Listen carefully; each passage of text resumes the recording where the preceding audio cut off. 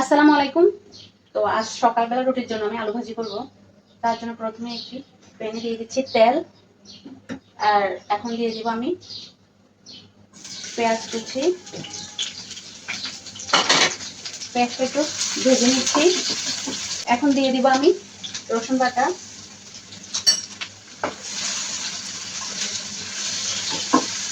রসুনটা একটু পেঁয়াজের সাথে ভেজে নিচ্ছি।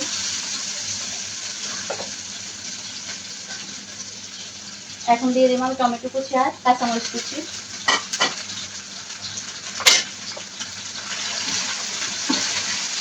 সবগুলো উপকরণ ভেজে নেওয়া শেষ। এখন আমি দিয়ে দিচ্ছি আগে থেকে কুচি করে রাখা আলু।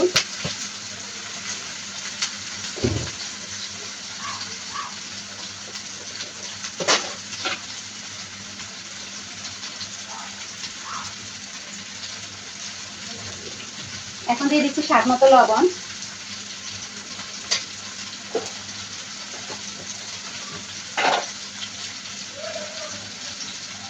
হাফ চা চামচ হলুদ গুঁড়া। এখন আলুর সাথে ভালো করে উপকরণগুলো মিশিয়ে নিচ্ছি।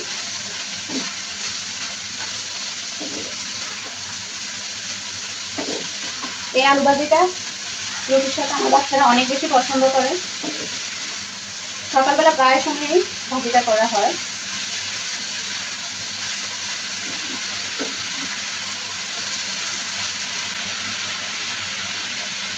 এখন ঢাকনা দিয়ে ঢেকে রাখছি, সিদ্ধ হওয়া পর্যন্ত অপেক্ষা করছি।